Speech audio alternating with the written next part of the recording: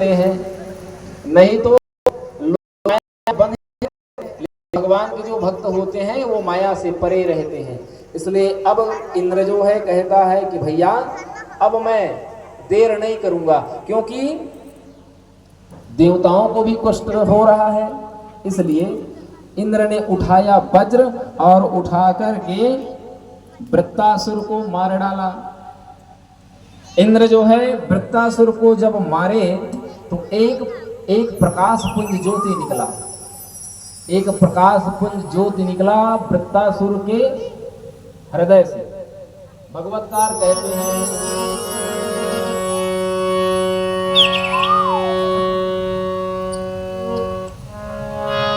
तब एक ज्योति निकट देहि,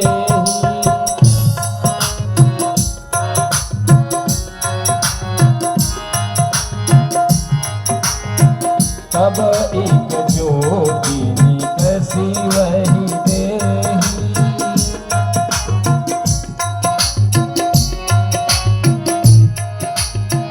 तब एक ज्योति निकसी वही देहि, कई तड़ित इव हरिपुर में।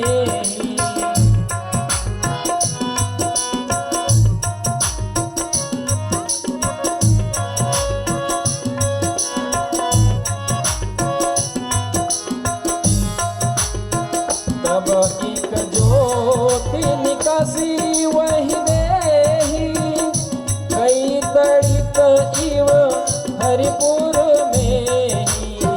तब एक ज्योति निकसी वही देहि,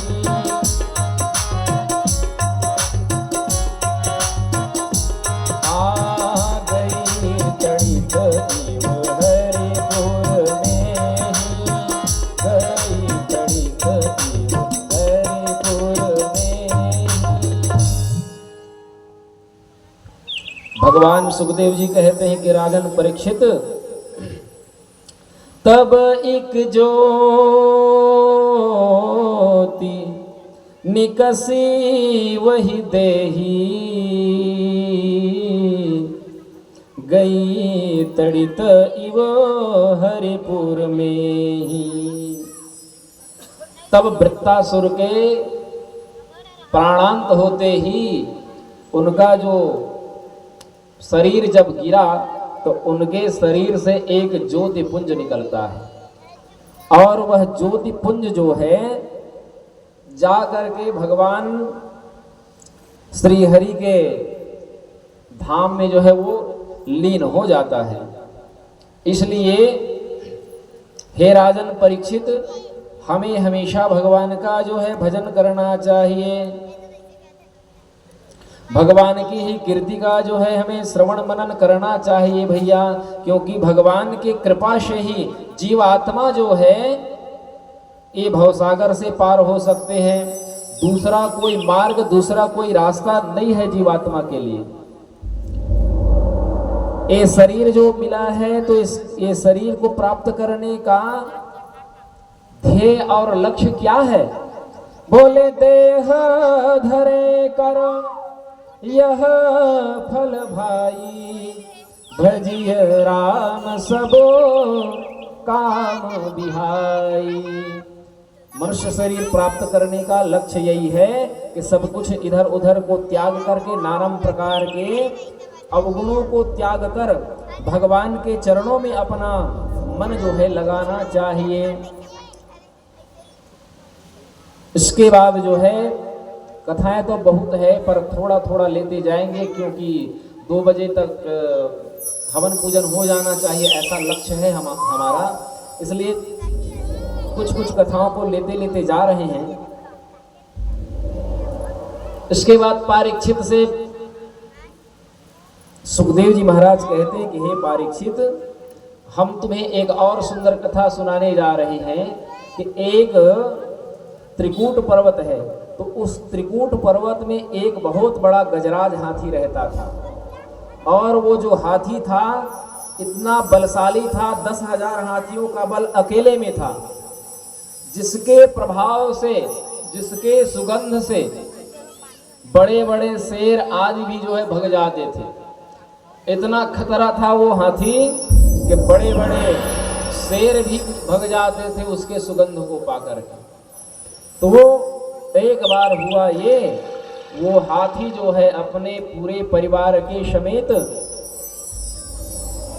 चल रहा था जंगल में, और घूमते घूमते घूमते घूमते तोड़ते फोड़ते वो निकल रहा था। अचानक उनको बहुत से प्यास लगी। जानवरों में तो यही कमी है, जानवर भर मन बहुत उजाड़ू प्रवृत्ति के रही थी। एक ठन बिंद्रा सोच बाय खाई, 4 ठन आमा मुखर पेट भर जाए। मनुष्य और पशु मनुष्य में यही फर्क है। मनुष्य वैसे तो 3-4 किस्म के होता है। मनुष्य दिखने में आदमी भले होते हैं, पर कई जन एकदम बैला भैंसा ले ज्यादा बदतर स्वभाव के रही थे। ऐसे वेद व्यास जी कहते हम नहीं कहन काबर हमार दृष्टि में सभा बराबर दिखते।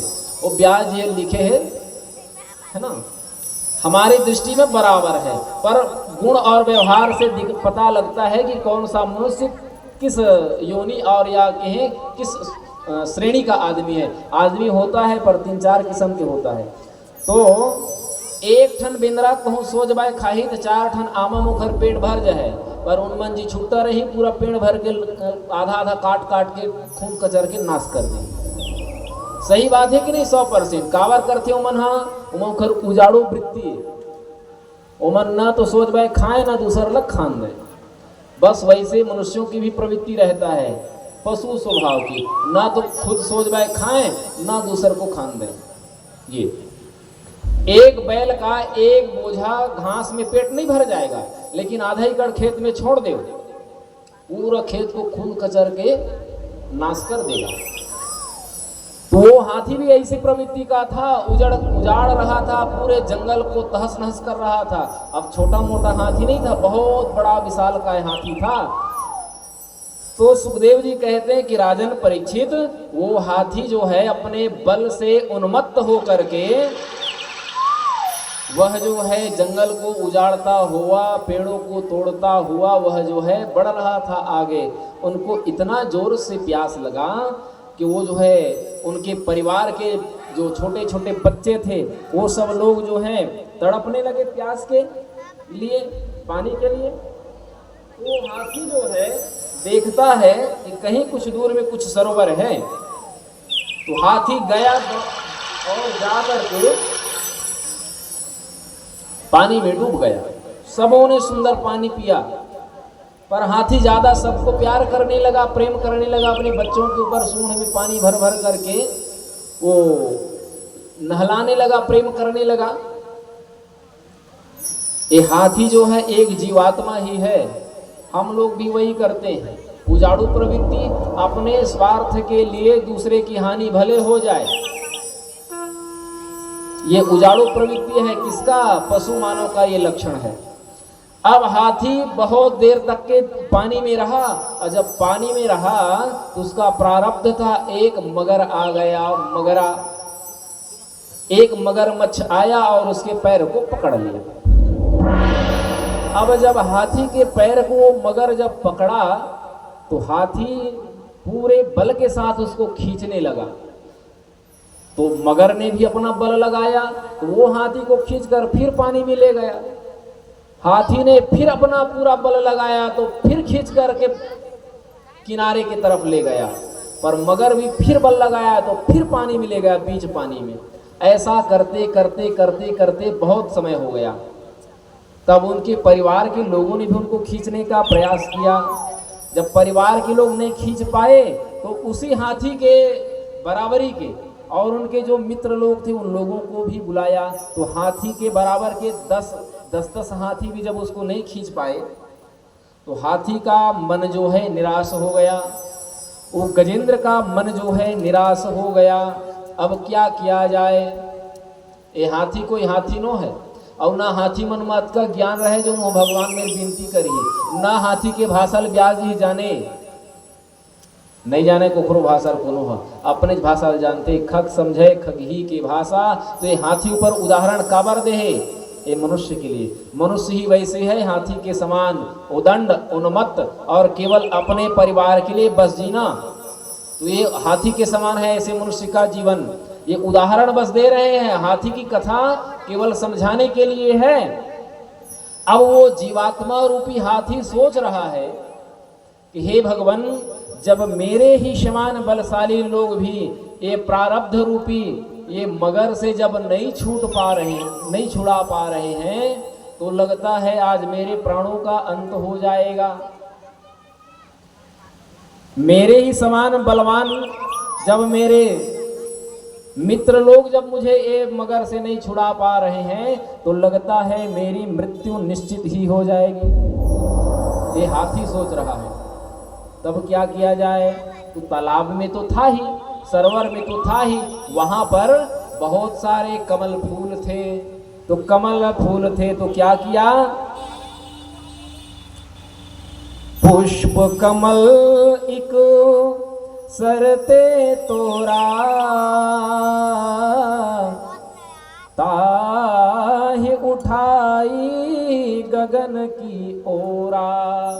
वो हाथी जो है एक फूल को तोड़ा और फूल को तोड़ करके गगन की ओर मतलब आकाश की ओर अपने सूंड से उठाया, और अपने सूंड से उठा करके वो हाथी जो है भगवान श्री हरि विष्णु को याद करते हैं, विश्व रूप परमात्मा को याद करते हैं।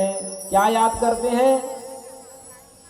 कि हे नारायण ज्योति स्वरूपा, दुख भंजन जग गुरु सुर भूपा।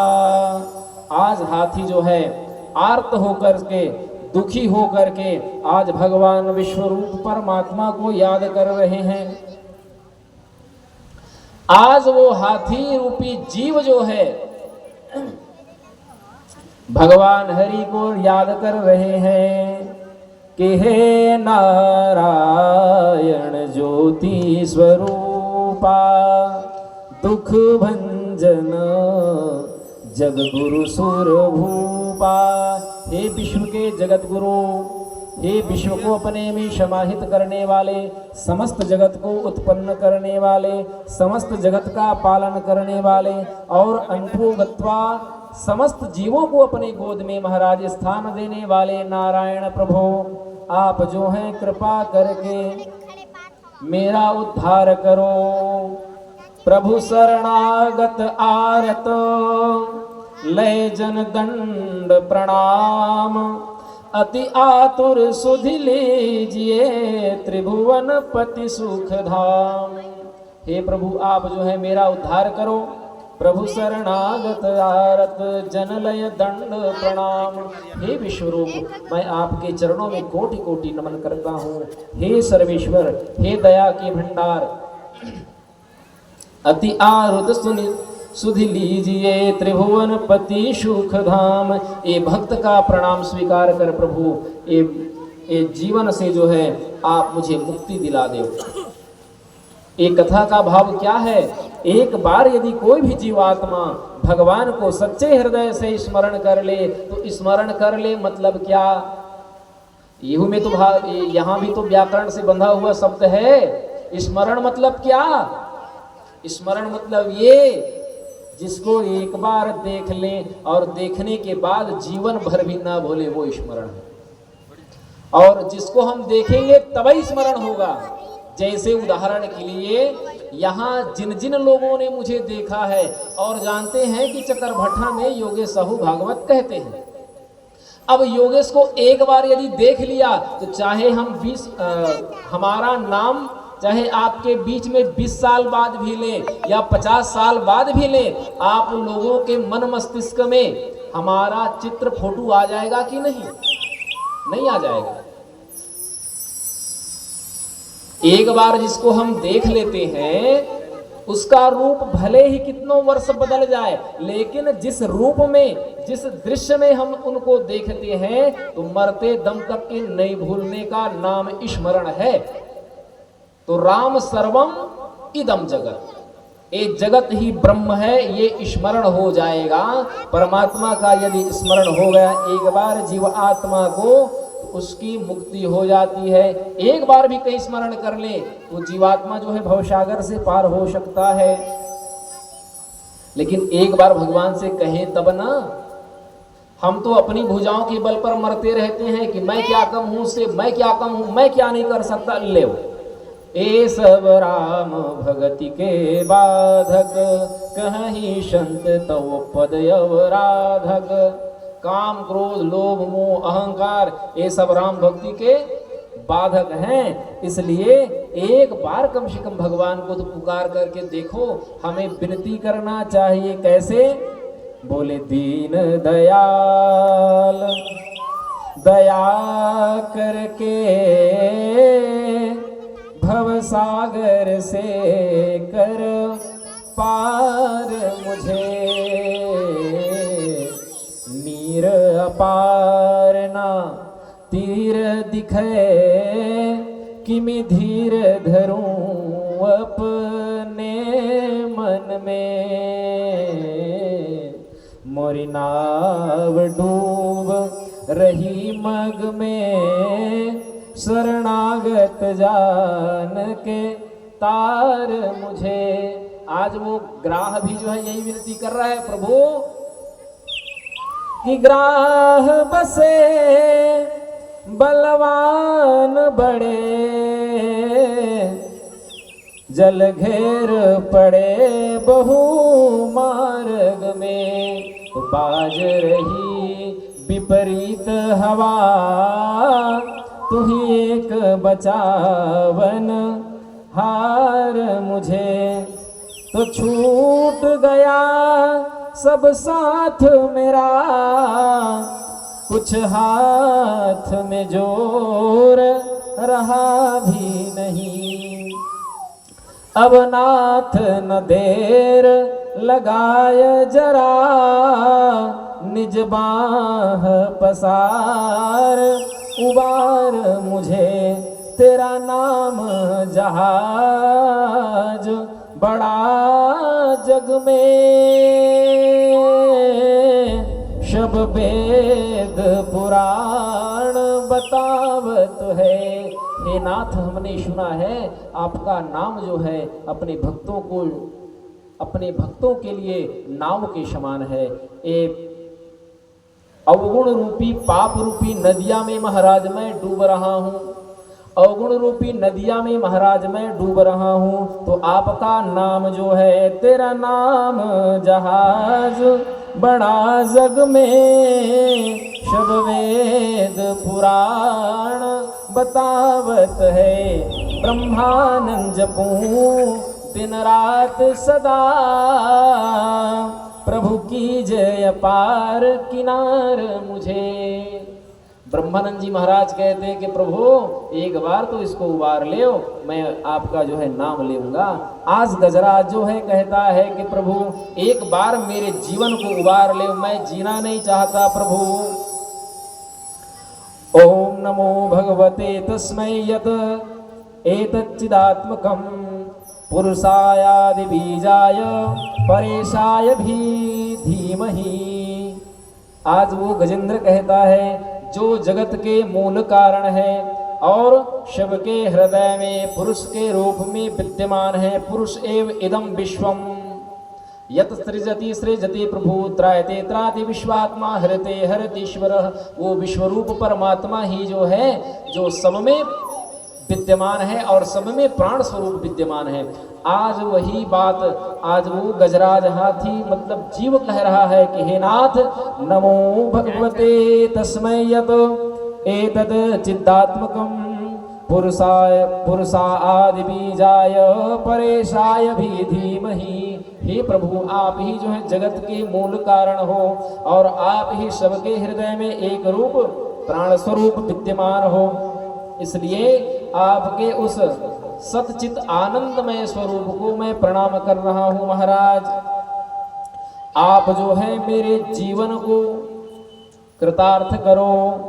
नमो नमस्ते अखिल कारणाय निष्कारणाय अद्भुत कारणाय सर्वांगीम्नाय महावर्णाय नमोपवर्गाय परायणाय। हाथी जो है कहता है कि प्रभु आप ही सबके मूल कारण हैं, आपका कोई कारण नहीं, क्योंकि आप पूरे जगत में हो। जगत आप मतलब ये है आप सबके मूल कारण हो, आपका कोई कारण नहीं है। उदाहरण के लिए जैसे कि कबीरदास जी ज्ञान रूप दृष्टि से कहते हैं, अलख पुरुष ने किया बिचारा, लख 84 धागा डारा, 3 गुणन से ठाढ़ी कीन्ही, 5 तत्व की गुदड़ी बीनी, और 3 गुणन से ठाढ़ी कीन्ही, अवता में ब्रह्म जीवयरु माया, समर्थ ऐसा खेल बनाया। ये बताइए कपड़े किसके बनते हैं? सूत से बनता है। और सूत किससे बनता है? कपास से बनता है। और कपास को किसने बनाया? तो कोई नहीं बनाया, वो ब्रह्म है। तो कपास है ब्रह्म, सूत हो गया माया, और कपड़े हो गए जीव। यदि सूत भी ना रहेगा तो भी कपास रह सकता है, कपड़े भी नहीं रहेंगे तो भी रह सकता है। नहीं रह सकता है? रह सकता है, क्योंकि कपास से ही सूत बनता है और सूत से ही कपड़े बनते हैं। इसलिए यहां पर कहते हैं कि आप सबके मूल कारण हो। एक दुनिया भर के जीव जंतु नहीं रहेंगे तो भी वो परमात्मा रहेगा। परमात्मा ही सबका आदि कारण है। इसलिए हाथी कहता है आप सबके मूल कारण हो और आपका कोई कारण नहीं, और कारण होने पर भी आप जो हैं समस्त जगत में विद्यमान हो। इसलिए आपको कोटि कोटि नमन है महाराज। हे प्रभु, जो अविनाशी सर्वशक्तिमान अव्यक्त और इंद्रियागोतीत है, अत्यंत सूक्ष्म रूप से समस्त जगत में विद्यमान है, ऐसे परमात्मा के चरणों में मैं कोटि कोटि प्रणाम करता हूँ। आप जो है मेरा उद्धार करो। जी जी विषे नाहमी हामुया किम अंतर्वहिश्चावृतं ये भयोन्यन्या, इच्छामि कालेन न यश विप्लव स्तास्यात्मक लोक वर्णस्य मोक्षम। अब हाथी कहता है, हे प्रभु, मैंने ये तामसी शरीर में बहुत तक के जीवन जी लिया महाराज। बहुत दिन तक ये अधम शरीर को मैंने धारण कर लिया। अब आपसे निवेदन करता हूँ, मैं जीना नहीं चाहता महाराज, ये हाथी की योनि से बाहर करो। और आप जो हैं यह हाथी योनि बाहर और भीतर सब ओर से अज्ञान रूप होने के कारण अधम है। इसलिए आप जो हैं आप तो प्रकाश स्वरूप हो, तो आपसे मैं निवेदन करता हूं कि मेरे हृदय में भी वही प्रकाश भर दो महाराज। दीन बचन गजराज सुनी। अब जब गजराज ने अनन्य भाव से जब भगवान के चरणों में अपना तन मन धन सबको जब लगाया, भाई जब तक कि हम अपने बाहुबल की भुजा करेंगे, भुजा का बल करेंगे, अपनी भुजाओं का बल करेंगे, तब तक भगवान कहेंगे बेटा जब तू होशियार है तो मैं कहे जाऊं। इसलिए कहते हैं गहसी स्वच्छ अनलय हिधाई, जिमी जननी जिमी बालक, गहसी सुबच्छ अनलय हिधाई, जिमी जननी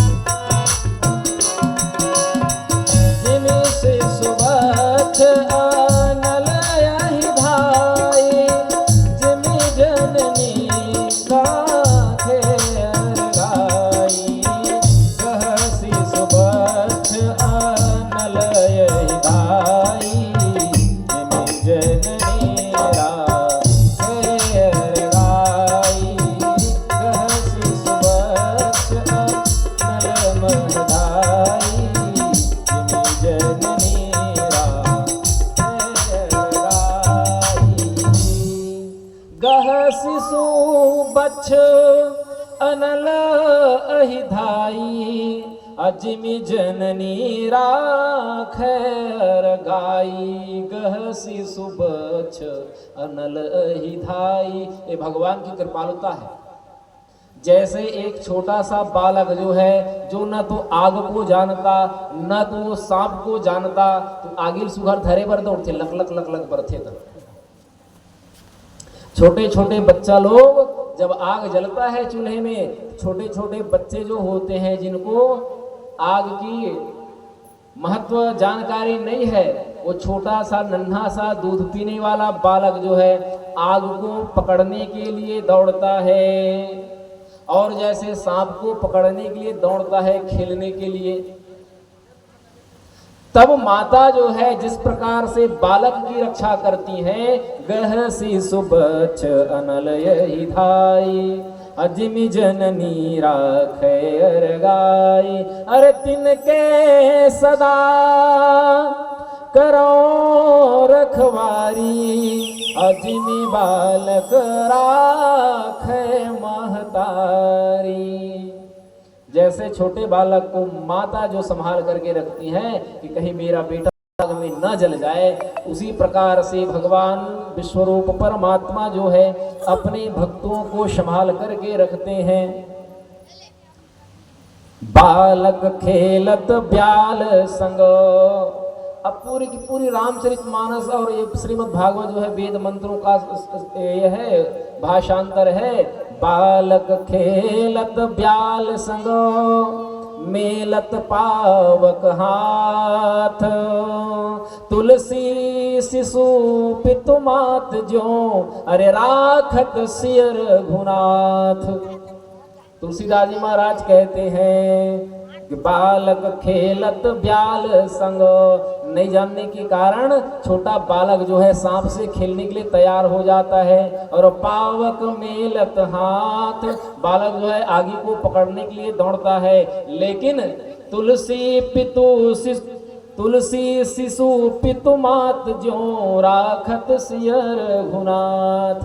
वो कृपा की सागर भगवान श्री सीताराम जो है एक छोटे बच्चे की जिस प्रकार से देखभाली माता करते हैं, उसी प्रकार से श्री सीताराम जी इस जीवात्मा रूपी पुत्र का पालन पोषण करते हैं।